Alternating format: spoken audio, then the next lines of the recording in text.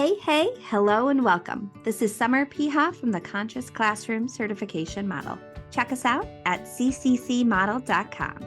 You're listening to Let's Talk ECE, the place on the internet where we talk tips, tricks, and perspective shifts related to all things early childhood.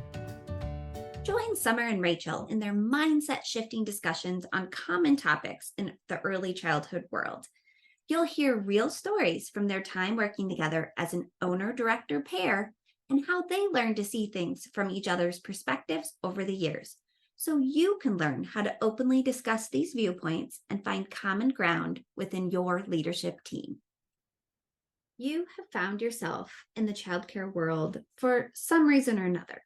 Maybe it was the love of children, teaching. Maybe you fell into the job, or your mom had an in-home and you get to keep it going. Maybe it's the money. Either way, you're here. This is the start of your journey. Now, seriously, journey. I know, it's such a cheesy word.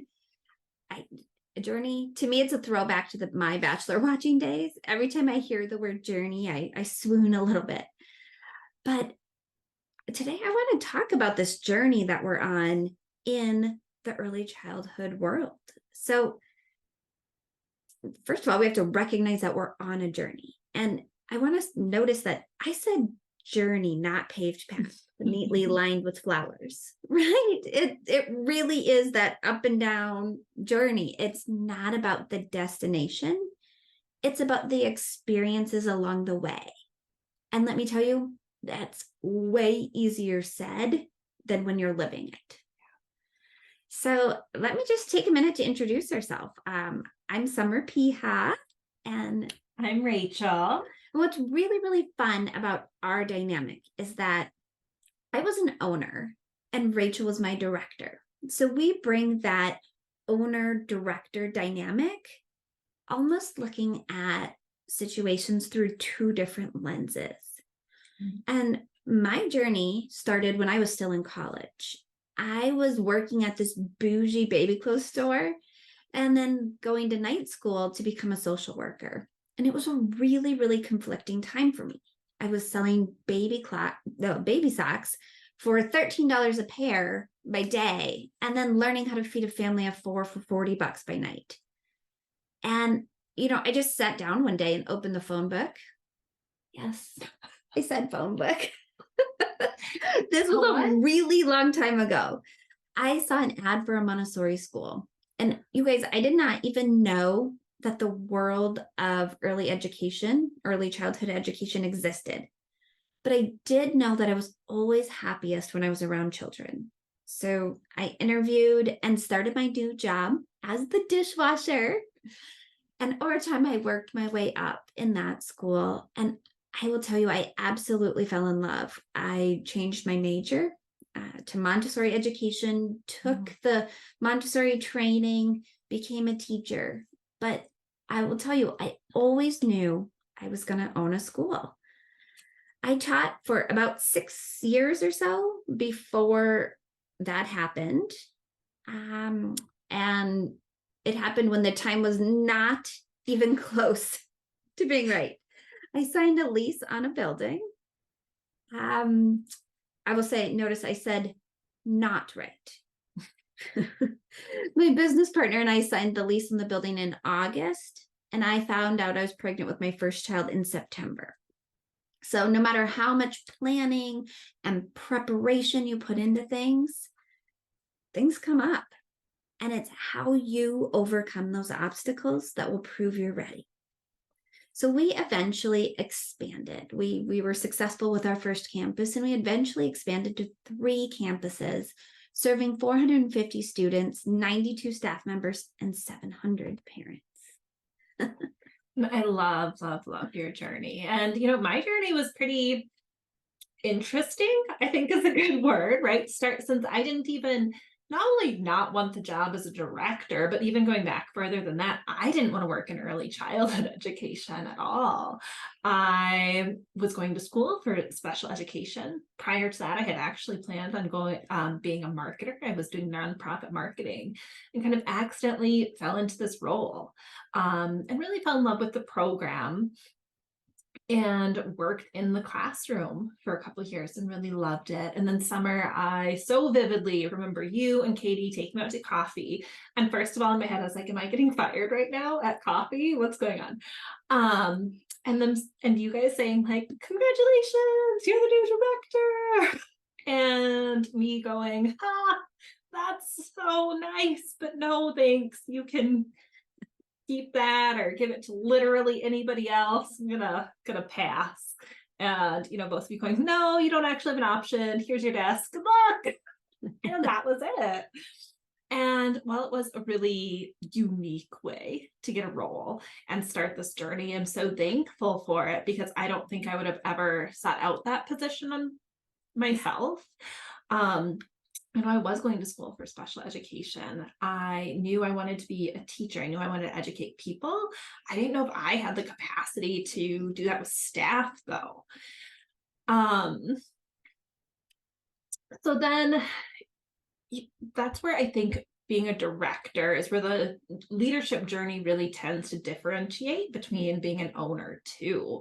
Yes, majority of the time we're coming from a classroom or some other like position within a school. Yeah.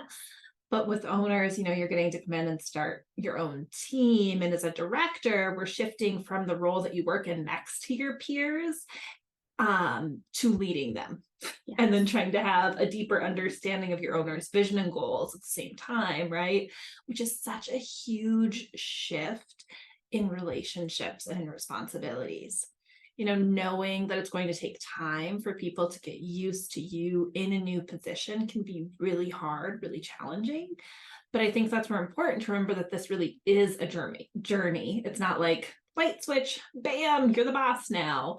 So when I was given a desk in my new position, having to realize that not everyone was going to automatically take me seriously right away. It was going to take time, effort, intentionality was so important. And I'm really excited to talk about this topic today because leadership is just such a wild journey that people don't talk about in this way enough.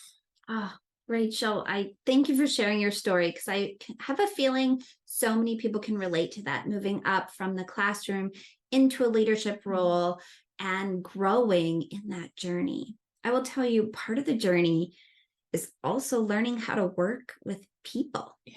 And I will say this is probably one of the most difficult parts of the job.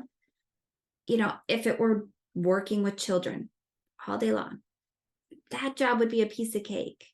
But it's so much more than that. We have staff and parents and now social media, right? It's like everything is super public.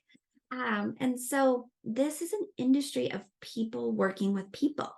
Things are going to happen, mistakes are going to be made. And as leaders in the industry, we'll be learning publicly. It's definitely a trial by fire. Yeah. And I think that is so, so important. And, learning to work with people also means we need to learn how to be a lifelong learner, right? Yes. People are going to shift. And being a director is so much work that means it's way easier to fall into those habits or be really resistant to change. But in doing so, we're really doing that massive disservice to ourselves, to our programs, and to our staff. So I really believe that having like an area to focus on each year to work on yourself is so wildly important.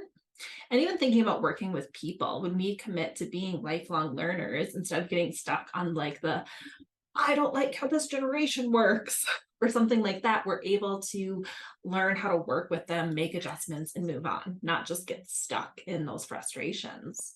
Yes, I feel like so many times when we talk with our clients, people feel out of control.